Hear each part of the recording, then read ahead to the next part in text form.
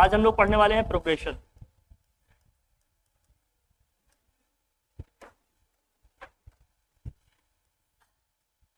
दो हैं, एक है अरिथमेटिक प्रोग्रेशन, दूसरा है ज्योमेट्रिक प्रोग्रेशन। ठीक है, एक है अरिथमेटिक प्रोग्रेशन,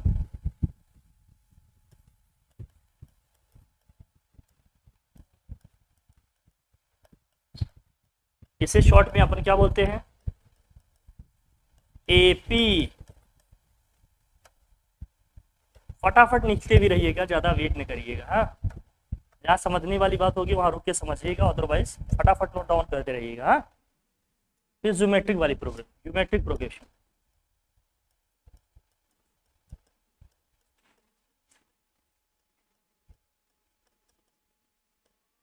इसको शॉर्ट में लिखा जाता है जीपी। इसी शॉर्ट में क्या लिखा जाता है, जीपी।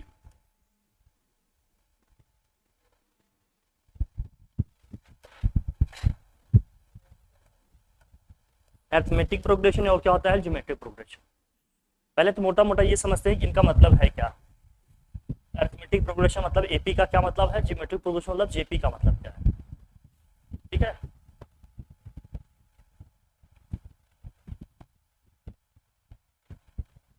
ठीक।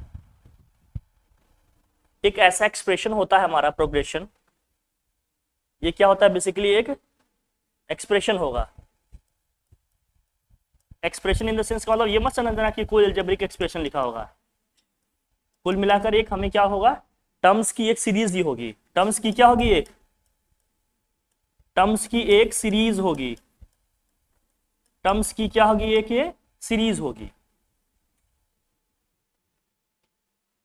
व्हाट्सएप वाली लैंग्वेज लिख रहे हैं ताकि समझ में आए, है ना। टर्म्स की एक क्या होगी, सीरीज होगी। सीरीज कैसी होगी, या तो नंबर्स या वेरिएबल को हम इंक्रीजिंग ऑर्डर में लिख रहे होंगे, या फिर क्या, या तो हम नंबर को किस में लिख रहे होंगे, मैं दोनों में लिख दे रहा हूं। या तो नंबर्स को हम इंक्रीजिंग ऑर्डर में लिख रहे होंगे, मतलब क्या है इसका, मींस या तो नंबर्स होंगे, या फिर क्या होंगे, वेरिएबल होंगे कोई, या फिर क्या होंगे, कोई सिंबल्स होंगे, है ना। आर रिटेन इन इंक्रीजिंग और व्हाट, इंक्रीजिंग और डिक्रीजिंग ऑर्डर। या तो हम उसे इंक्रीजिंग ऑर्डर में लिख रहे होंगे उनको, या फिर किस में लिख रहे होंगे, डिक्रीजिंग ऑर्डर में। नंबर, वेरिएबल या सिंबल कुछ भी हो सकता है। या तो हम इनको इंक्रीजिंग ऑर्डर में लिख रहे होंगे, या फिर डिक्रीजिंग ऑर्डर में लिख रहे होंगे। या तो इंक्रीजिंग ऑर्डर में लिख रहे होंगे, या फिर किससे, किसमें रख रहे होंगे, डिक्रीजिंग ऑर्डर में।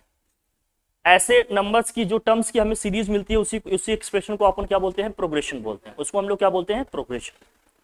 या तो ये ग्रेजुअली इंक्रीज हो रहा होगा किसी डेफिनेट नंबर से, या तो क्या हो रहा होगा, डिक्रीज हो रहा होगा। अब इसमें है क्या, देखो समझना मेरे।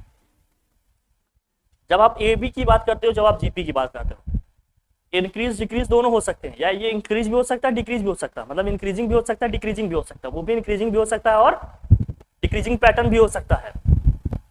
तो क्या होगा, क्या देखिए, ये इंक्रीजिंग पैटर्न का भी हो सकता है, डिक्रीजिंग में। देखिए एपी को जब हम कर रहे होंगे ना, बहुत मान्य सी डिफरेंसेस हैं, इनको समझ के रखिएगा।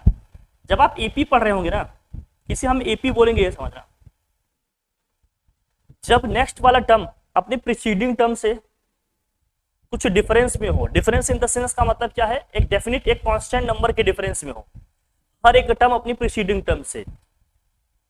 मतलब यू समझो कि जिसमें हर एक अगला टर्म उसकी पिछले टर्म में कुछ ऐड या सब्ट्रैक्ट करने में मिलेगा, तो ऐसी सीरीज को हम लोग क्या बोलेंगे, अरिथमेटिक प्रोग्रेशन या एपी बोलेंगे।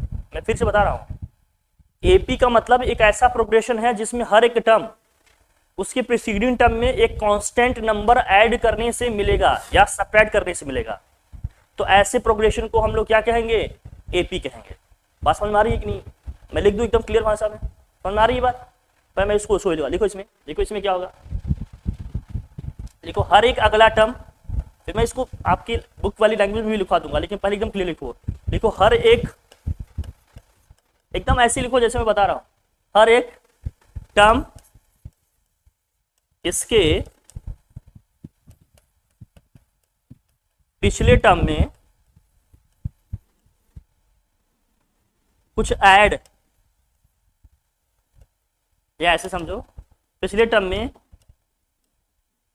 एक कांस्टेंट नंबर, एक कांस्टेंट, ये नंबर भी हो सकता है, वेरिएबल भी हो सकता है, ठीक है ना, कुछ भी हो सकता है, एक कांस्टेंट नंबर या वेरिएबल ऐड या फिर क्या है सबट्रैक्ट करने पे मिलेगा, सबट्रैक्ट करने पर मिलेगा, या तो ऐड करने भी मिलेगा या क्या करने पे मिलेगा, सबट्रैक्ट करने पे मिलेगा। एकदम ऐसी लैंग्वेज यूज करो जो एकदम क्लियर समझ में आए। भी लिखवा भी दे रहा हूं, एकदम टेंशन मत लो, उस लैंग्वेज में लिखवा दो। मतलब हर एक टर्म, इसकी पिछले टर्म में एक कांस्टेंट नंबर या वेरिएबल ऐड या करें या फिर क्या करें सबट्रैक्ट करेंगे तब मिलेंगे। या तो हम एक कांस्टेंट नंबर ऐड कर रहे होंगे इसकी पिछले टर्म में, या क्या कर रहे होंगे सबट्रैक्ट कर रहे होंगे, तब हमें अगला टर्म मिल रहा होगा।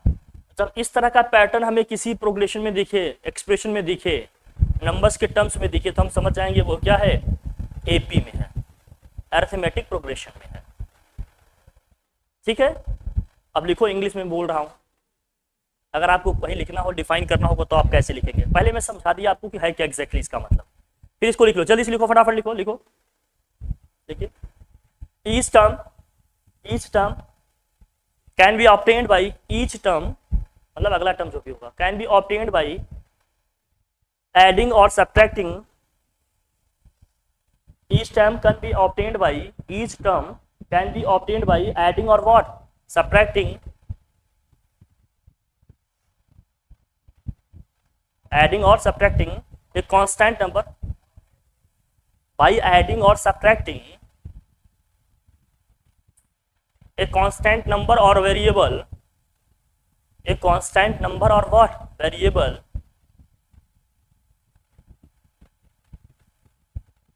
a constant number or variable to its preceding term, to its what, preceding term, या इसके प्रीवियस टर्म की बात कर रहे हैं, है ना।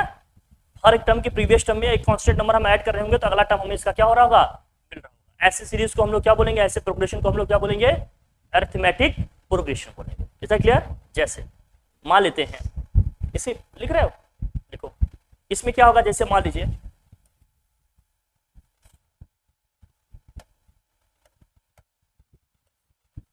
नहीं दिखेगा ये, फॉर एग्जाम्पल जैसे मान लीजिए ऐसे समझो, जिससे 1 है, नेचुरल नंबर्स आपने पढ़े होंगे, नेचुरल नंबर्स क्या होते हैं हमें बताओ, 1 है, 2 है, 3 है, 4 है, 5 है, एंड सो ऑन नंबर्स मिलते जा रहे हैं। अब इसमें देखिए, अगर 1 से हम नंबर स्टार्ट करके लिख रहे हैं तो 1 में 1 ऐड कर रहे हैं तो 2 मिल रहा है, 2 में 1 ऐड कर रहे हैं तो 3 मिल रहा है, 3 में 1 ऐड कर रहे हैं तो 4 मिल रहा है, 4 में 1 ऐड कर रहे हैं तो एक कांस्टेंट नंबर 1 ही तो बार बार ऐड कर रहे हैं हर एक टर्म में, तो हमें अगला टर्म मिलता चला जा रहा है। जब इस तरह के नंबर का टर्म्स हमें इस तरह का पैटर्न दिखे तो ऐसी सीरीज को हम लोग क्या बोलेंगे, ऐसे प्रोग्रेशन को हम लोग क्या बोलेंगे, अरिथमेटिक प्रोग्रेशन बोलेंगे। होल नंबर्स हैं जैसे आपके, इंटीजर्स हैं आपके, ये सब किस कैटेगरी में आएंगे, एपी की कैटेगरी में आएंगे। होल नंबर्स कहाँ से स्टार्ट होते हैं, 0 है, 1 है, 2 है, 3, 4, 5 ऐसे। इंटीजर्स आपके कुछ भी हो सकते हैं, नेगेटिव, ये भी तो 1 1 के डिफरेंस में ही होते हैं।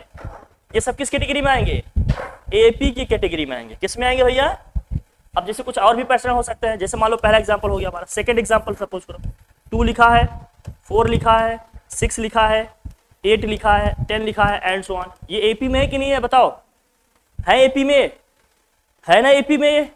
कैसे है एपी में बताओ, क्योंकि हर एक प्रीसीडिंग टर्म में अगर हम 2 ऐड करें तो नेक्स्ट टर्म हमें मिलता चला जा रहा है।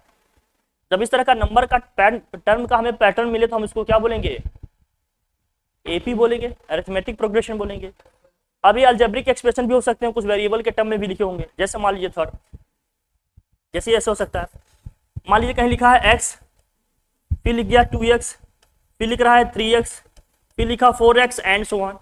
ये एपी में है कि नहीं है बताओ, एपी में है एपी में। कैसे है एपी में बताओ, बार बार मैं x ऐड करते जा रहा हूं, अगला टर्म हमें मिलता जा रहा है, इसको अपन क्या बोलेंगे, किस में है ये, एपी। अब जरूरी नहीं किस तरह से हो, मान लीजिए हम कुछ दूसरा लिख देते हैं। सपोज करिए हमने a लिखा, फिर लिखा हमने a प्लस डी, फिर हमने लिखा a प्लस 2d, फिर हमने लिखा a plus 3d and so on. ये एपी में है कि नहीं बताओ, क्यों है एपी में, क्योंकि हर एक टर्म में मैं डी ऐड करते जा रहा हूं तो मुझे अगला टर्म मिलता जा रहा है। तो ये भी पैटर्न हमारा क्या हो गया, किस में जाएगा, अरिथमेटिक प्रोग्रेशन में जाएगा, एपी में जाएगा। Is it clear? ठीक, अब इसका फॉर्मूला लिखते हैं हम लोग। जब इस तरह का पैटर्न मिल जाता है, a plus d, a plus 2d, a plus 3d and so on, ये चल रहा है, इसमें ए को अपन क्या बोलते हैं, इसको बोलेंगे ए को हम लोग क्या बोलते हैं, फर्स्ट टर्म, या इसी को लीडिंग टर्म, या इसी को इनिशिएटिंग टर्म बोलते हैं। हम nth टर्म लिखना चाह रहे हैं, किसका, nth टर्म, एपी का लिखना चाह रहे हैं nth टर्म। कि nth टर्म कैसे लिखोगे आप, ये समझो। तो nth टर्म का एक्सप्रेशन क्या होगा, nth टर्म का मतलब इसका जो, विनोद कितनी बार कहें, जब भी क्लास में बैठो एकदम कॉन्सेंट्रेटेड रहो, चैप्टर जब स्टार्टिंग से चले तो बिल्कुल रहो, एक बार मिस कर जाओगे तो पूरे चैप्टर में सफर करोगे। समझ रहे हो? नहीं, एक ही एग्जांपल देकर निकल जाते, ये समझाने के लिए तो कहा जा रहा है। ठीक, सीधे बैठो एकदम, देखो इसको, नहीं तो सब मिस करोगे तुम लोग, और लॉस तुम्हारा ही है इसमें।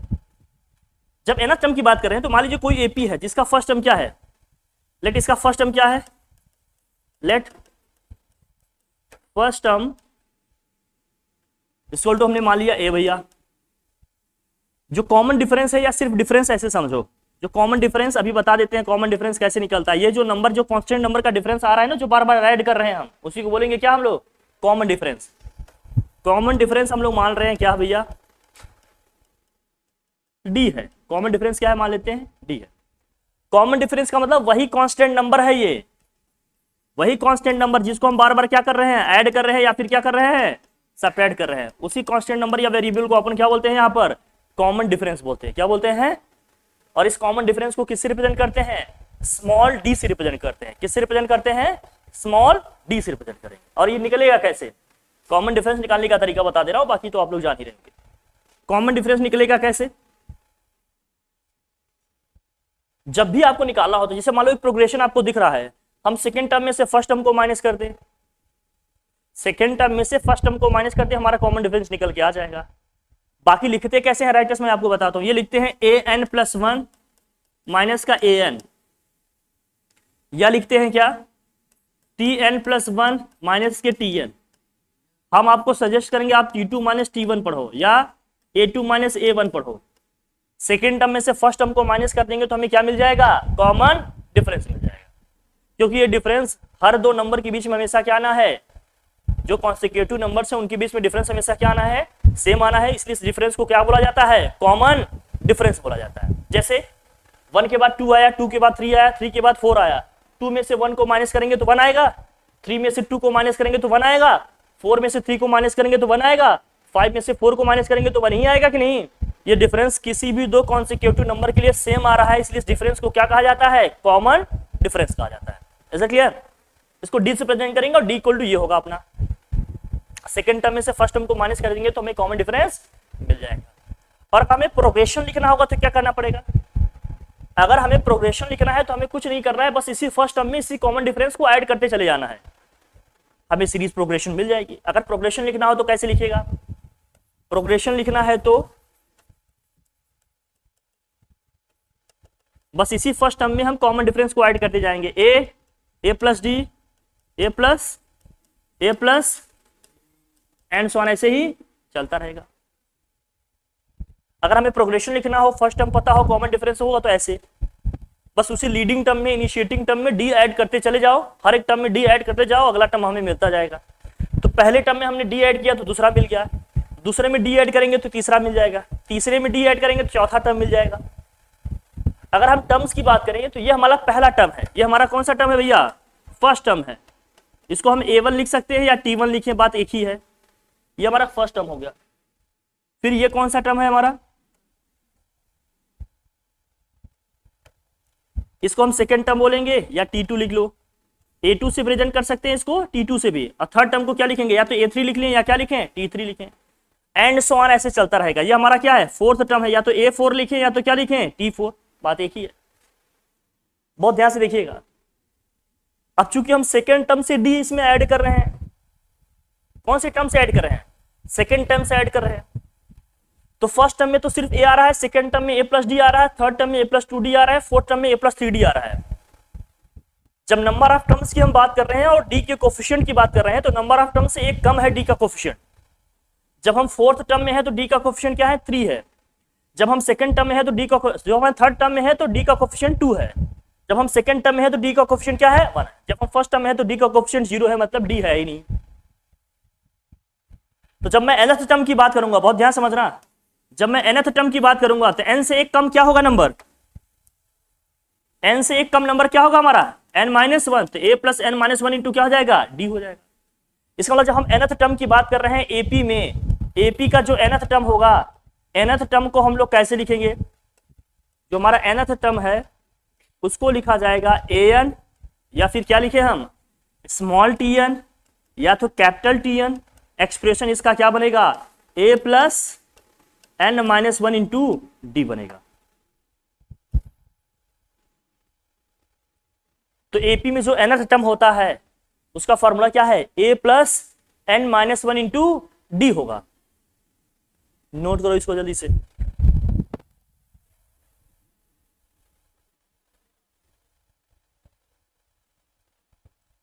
नेक्स्ट, ये nth टर्म हो गया किसमें, एपी में। फिर विनोद बहुत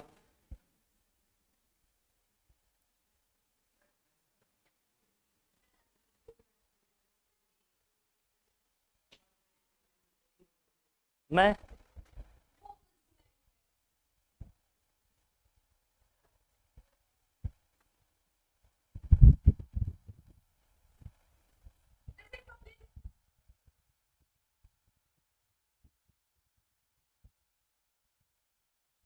लिखिए भाई, चलिए ले लेंगे। nth टर्म हो गया। फिर आता है इसमें एपी में n टर्म्स का सम कैसे निकालेंगे। अगर कोई 3 टर्म्स एपी में है तो क्या लिखेंगे, कैसे लिखेंगे। अरिथमेटिक हमें अगर मीन निकालना होगा तो कैसे निकालेंगे, कुछ मोटा मोटा यही सब कॉन्सेप्ट है, इससे ज्यादा कुछ पढ़ने की जरूरत नहीं। नेक्स्ट हम लिखिए, इसमें लिखिए, नेक्स्ट हेडिंग करिए, लिखिए अरिथमेटिक मीन। क्या लिखिएगा, arithmetic mean,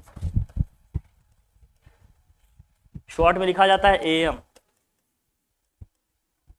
arithmetic mean. Short में लिखते हैं इसको क्या, एएम। देखिए अगर कोई 3 टर्म है आपके एपी में, मान लीजिए ए है, बी है और सी है, ये तीनों किसमें है, एपी में है।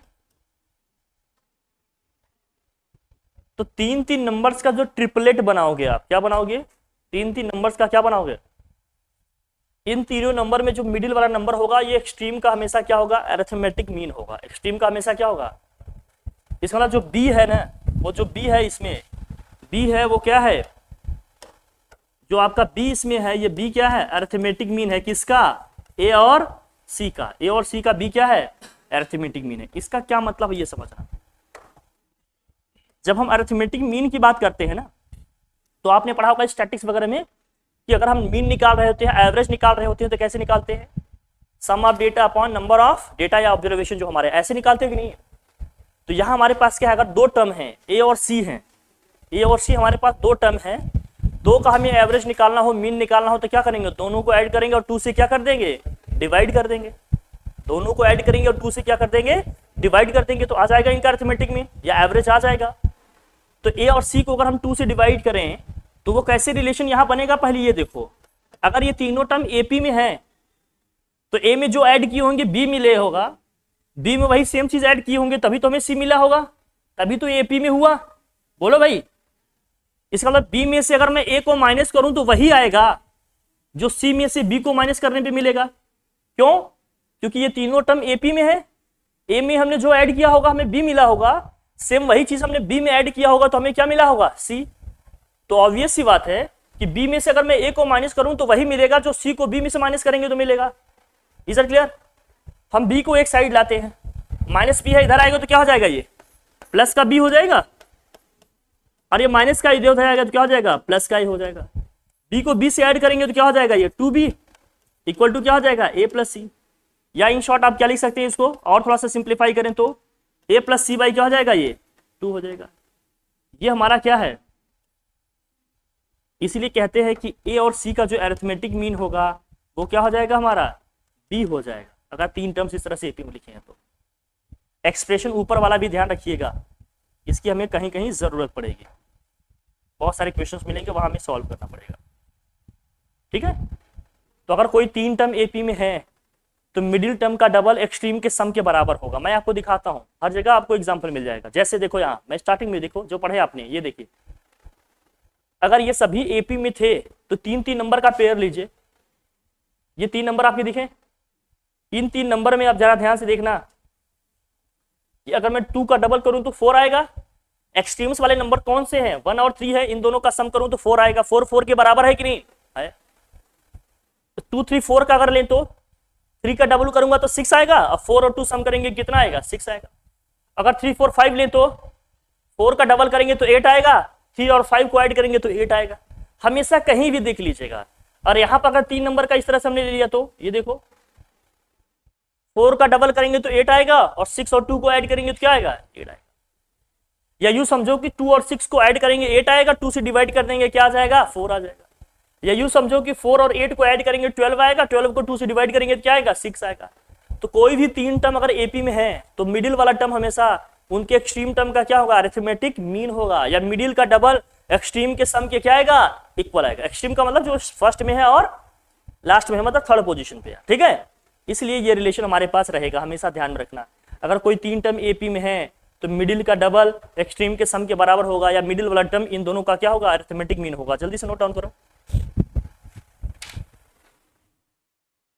हेडिंग करिए, an arithmetic mean between 2 numbers. An arithmetic mean small n, arithmetic mean मतलब एम लिख दे रहा हूं शॉर्ट में, बिटवीन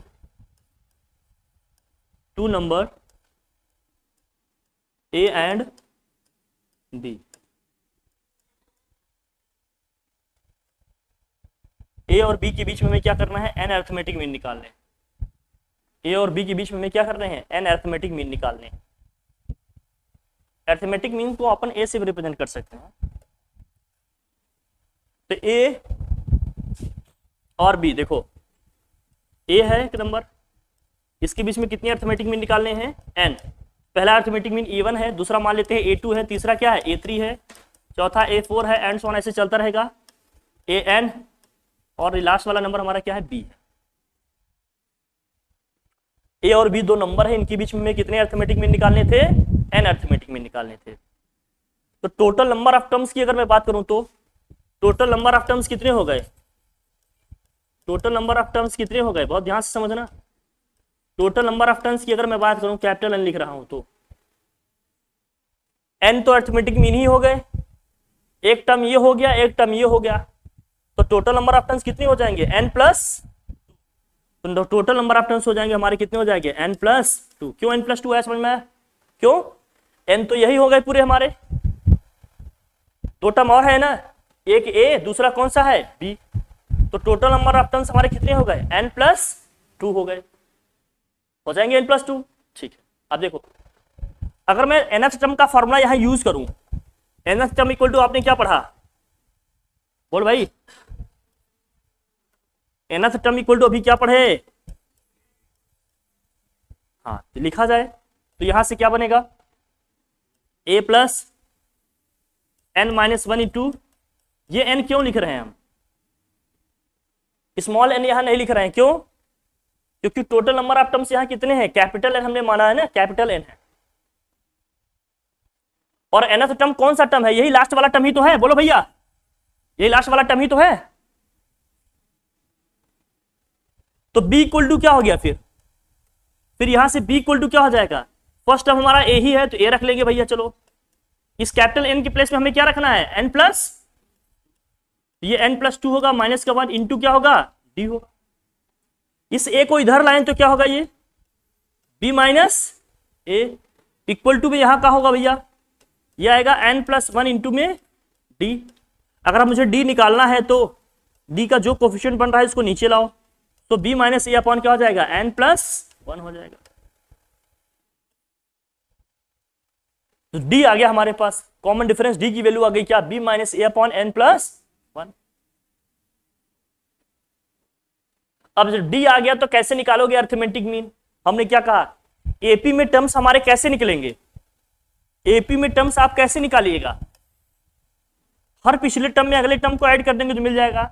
जैसे हमें पहला अर्थमेटिक मीन निकालना है A1, तो वो कैसे आएगा, जो हमारा फर्स्ट टर्म है, लीडिंग टर्म है ए, इस ए में हमें क्या ऐड कर देना है, डी। ए में डी ऐड करेंगे तो हमें क्या मिल जाएगा, फर्स्ट अर्थमेटिक मीन मिल जाएगा। और अगर हमें सेकेंड अर्थमेटिक मीन निकालना है तो जो हमारा फर्स्ट अर्थमेटिक मीन आया इसमें डी ऐड कर देंगे, जो हमारा फर्स्ट अर्थमेटिक मीन आया इसमें डी ऐड कर देंगे तो अगला मिल जाएगा। थर्ड वाला निकालना है तो, थर्ड निकालना है तो क्या करना पड़ेगा, सेकंड में हमें क्या कर देना है, डी ऐड कर देना है, एंड सो ऑन, ऐसे चलता रहेगा सिलसिला, जितने निकालने हैं सारे निकाल लेंगे। कुल मिलाकर ये है कि डी निकाल लेना है। डी अगर निकल गया तो जो भी टर्म्स दो दिए हैं जिनके बीच में हमें अर्थमेटिक मीन निकालने हैं उस ए में बस डी को ऐड करते चले जाएंगे, हमें अर्थमेटिक मीन जितने निकालने हैं सारे निकल जाएंगे। Is that clear? नोट करो, इस n का मतलब क्या है, इस स्मॉल n का मतलब क्या है, नंबर ऑफ अर्थमेटिक मीन। अगर हमें 4 अर्थमेटिक मीन निकालने हैं तो इस n के प्लेस में हम क्या रखेंगे, 4। 5 अर्थमेटिक मीन निकालने हैं तो इस n के प्लेस में हम क्या रखेंगे, 5। बहुत ध्यान से समझ कर रखना, इसको नोट कर लेना। यहाँ स्मॉल n का मतलब क्या है, लिख लो चाहो तो अलग से। स्मॉल n का मतलब क्या है, नंबर ऑफ, बोलो, अर्थमेटिक मीन्स जो हमें निकालने हैं, am से निकालने हैं। नोट करो इसको। अब लिखिए,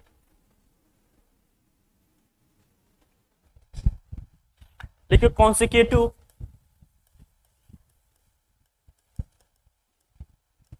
जनरल टर्म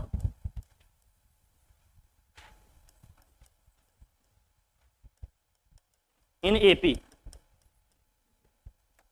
अगर एपी में हमें कुछ कॉन्सिक्यूटिव जनरल टर्म्स मानने हो तो हम कैसे मानेंगे, या सिंपली जनरल टर्म्स मानने होंगे तो कैसे मानेंगे, ठीक है। तो पहला इसमें लिखिए, any 3 general term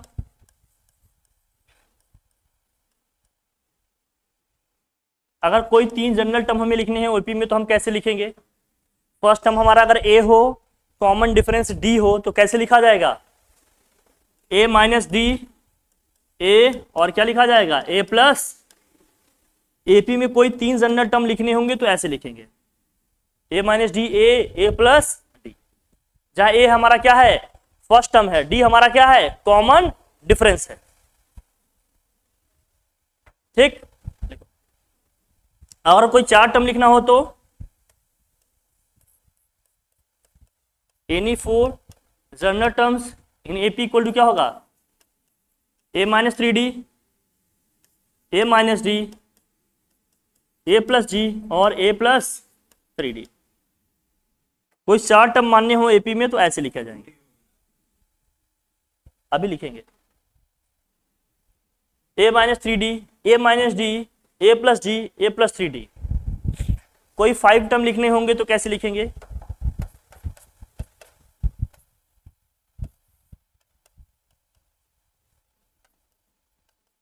A minus 2d, A minus d, a plus D और a plus 2d।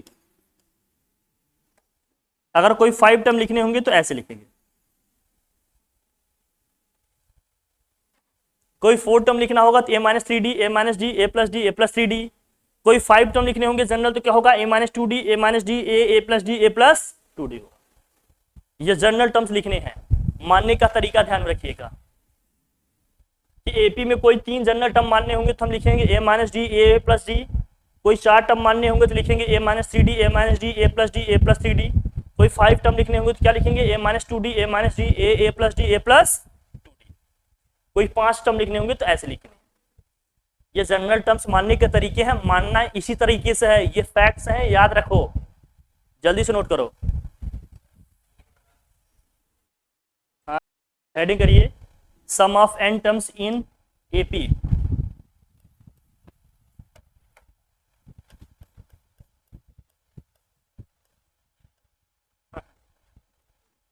Some of n terms in an AP. चलो, sum of n terms in an AP. एक एपी है a plus d, a plus 2d, a plus 3d and so on. N terms का अगर हमें sum निकालना हो तो क्या होगा? Sum of n terms n/2 in bracket 2a plus n minus one two क्या हो गया? d आ गया। ये सब फॉर्मूले हैं, याद रखने पड़ेंगे। n/2 2a plus n minus one into D. अगर हमें इसका लास्ट टर्म पता हो, फर्स्ट टर्म पता हो, तो यही समीशन का फॉर्मूला बन जाता है हमारा n/2 a प्लस एल। लेकिन ये कब? जहां एल का मतलब क्या है? लास्ट टर्म है। एल क्या है? Last term. अगर हमें पता हो, नंबर ऑफ टर्म पता हो, फर्स्ट टर्म पता हो, तो हमें रख लेंगे। एपी में अगर आपको लास्ट टर्म पता हो, नंबर ऑफ टर्म्स पता हो, फर्स्ट टर्म पता हो, तो हम वो फार्मूला भी यूज कर सकते हैं। अगर वो सब नहीं पता है, फर्स्ट टर्म पता है, नंबर ऑफ टर्म पता है, कॉमन डिफरेंस पता है, तो ये वाला फार्मूला यूज करेंगे। सम ऑफ एन टर्म्स का ये फार्मूला है एपी में। ठीक है, sum of n terms in an AP. ये सब याद रहनी चाहिए फॉर्मूले, तभी क्वेश्चंस बनेंगे इसके। समझ रहे हो ना? जल्दी से नोट करिए, फिर आगे बात करें। इसके साथ कुछ फैक्ट भी याद रखें।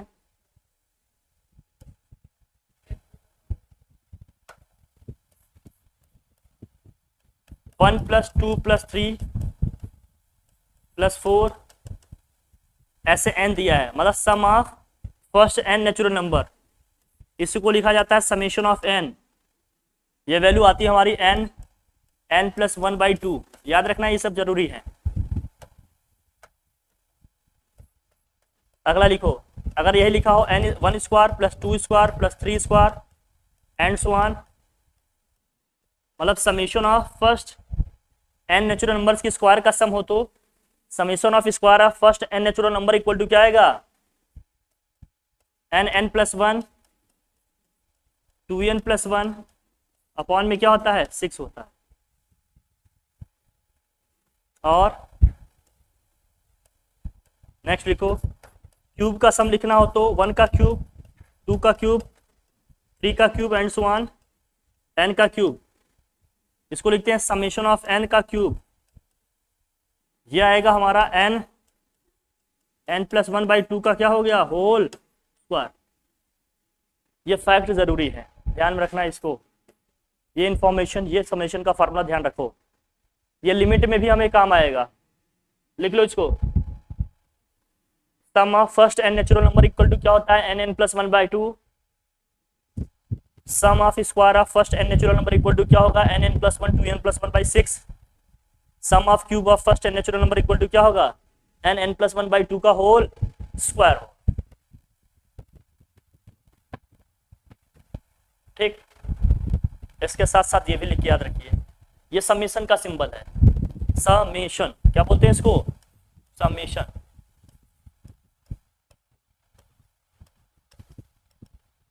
इन शॉर्ट इसको बोला जाता है सिग्मा। क्या बोला जाता है भैया? सिग्मा। ये समेशन का सिंबल है, इसको बोलते हैं सिग्मा। सभी टर्म्स का सम कर रहे हैं इस तरह से। ठीक है, चलिए आगे बढ़ाएं।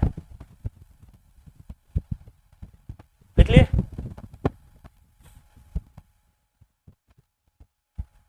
ये सारी चीजें हमें याद रखनी पड़ेगी।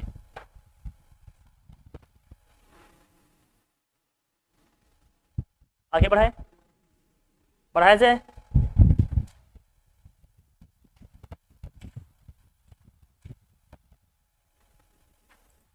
कुछ इंपॉर्टेंट चीजें और हैं जिसमें ध्यान रखिए। देखिए, अगर मान लीजिए सम ऑफ n टर्म्स आपको पता हो, हमें nth टर्म निकालना होगा, कैसे निकालेंगे? तो nth टर्म इक्वल टू क्या होगा? लिखो, या इसी को tn लिख लो, या इसको क्या लिख लो? an लिख लो, जो लिखना चाहो। sn माइनस 1 sn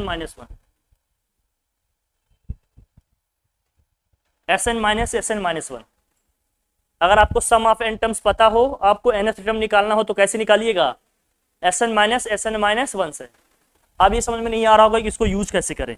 लिख तो दिया, चलो देखो, जैसे मान लो सम ऑफ n टर्म्स आपको दिया है, let's suppose an square plus bn दिया है। मान लीजिए किसी एपी में n टर्म्स का जो सम दिया है वो क्या है, an स्क्वायर प्लस bn दिया है। हमसे पूछा क्या जा रहा है इसमें, इसका nth टर्म बताइए। तो nth टर्म कैसे निकालिएगा, पहले Sn-1 निकालिए। Sn-1 कैसे निकालेंगे, nth टर्म का मतलब उस एपी का लास्ट वाले टर्म, जैसे हम nth टर्म की बात कर रहे हैं तो मेजरली हम किसकी बात कर रहे होते हैं, लास्ट टर्म की बात कर रहे हैं। मतलब सभी टर्म्स का सम दिया है तो जो लास्ट वाला टर्म है वो हमसे पूछा जा रहा है, ठीक है। तो क्या करेंगे हम, क्योंकि n टर्म का ही तो सम निकाले हैं ना, तो अब ऑब्वियस सी बात है जो nth टर्म है वही हमारा क्या हो गया, लास्ट टर्म हो गया। तो Sn-1 का मतलब क्या है, जहां जहां s इसमें n है एक्सप्रेशन में, उसको किसे रिप्लेस कर देना है, n-1 से रिप्लेस कर देना है।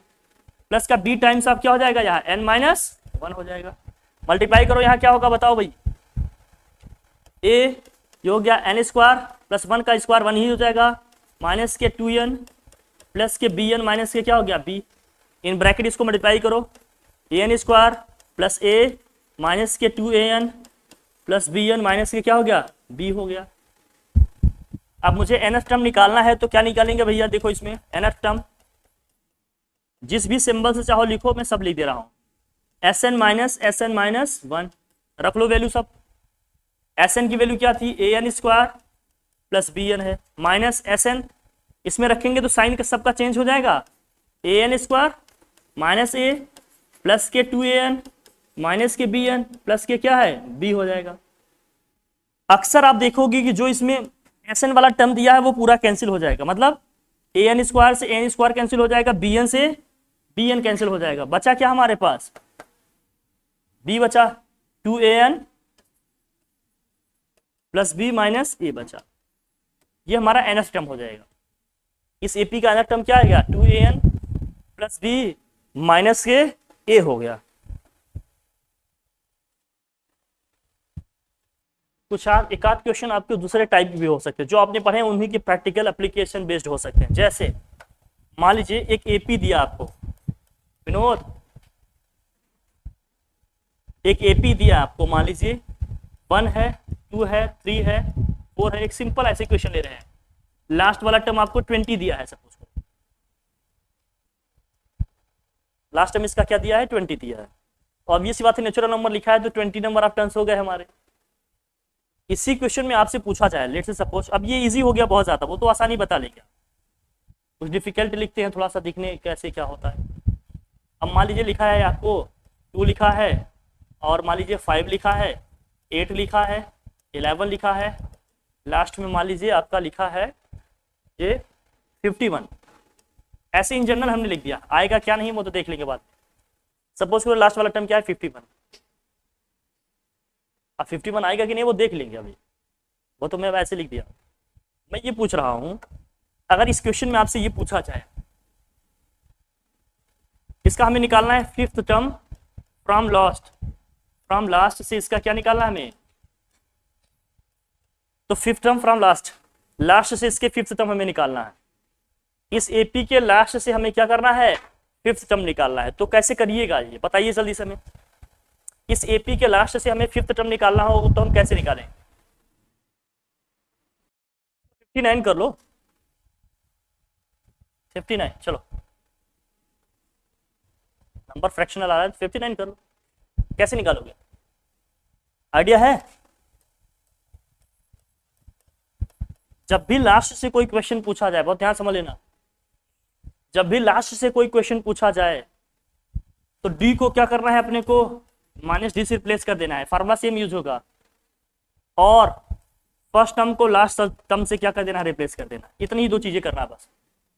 कॉमन डिफरेंस डी को माइनस डी से रिप्लेस कर देना, और फर्स्ट टर्म को किससे रिप्लेस कर देना, लास्ट टर्म से, फार्मूला सेम यूज करना। जैसे nth टर्म का फार्मूला क्या है हमारे पास, nth टर्म इक्वल टू क्या है अपने पास, या tn लिखते हैं इसको या कैपिटल tn लिख रहे हैं आप, a plus n minus 1 into D लिख रहे हैं। तो जब हम लास्ट से पूछ रहे हैं तो a के प्लेस पे हमें क्या रख लेना है, l रख देना है जो लास्ट टर्म है, plus n minus 1 into D के प्लेस पे क्या रख लेना है, माइनस के d। अब रखो इसमें जो जो वैल्यू आपको दिख रही है, d क्या क्या दिख रहा है इसमें, d क्या मिलेगा बताओ, इसका फर्स्ट टर्म क्या है हमारा a2 है, और डी कितना आ रहा है 5 माइनस 3, भाई 5 माइनस 2 3 आएगा ना। ये लास्ट टर्म क्या है इसका, डी 59 है, रख लो यहां से। तो आ जाएगा हमारा 59 प्लस फिफ्थ टर्म की बात हो रहा है तो 5 माइनस 1 इंटू डी की प्लेस पे रखेंगे माइनस के, सॉल्व करो इसको, 59 माइनस का 12 आ जाएगा ये क्या 47। तो लास्ट से जो हमारे फिफ्थ टर्म पूछ रहा है आंसर क्या आ जाएगा 47। फार्मूला वही है, बस क्या चेंजेस लाने पड़ेंगे ये ध्यान रखना। अगर लास्ट से हमसे पूछ रहा है कौन सा टर्म ये होगा तो ये निकालने का अपना क्या है तरीका है। ऐसा क्लियर, ठीक है। इतनी जानकारी आपको एपी में होनी चाहिए, तब एपी के क्वेश्चन आपसे बनेंगे। आई होप कि आप लोग समझ गए होंगे। मैं लेक्चर्स भेज दूंगा, आप रिवाइज भी कर लीजिएगा, दोबारा फिर इसको कल से इसके क्वेश्चन अपन करेंगे, ठीक है।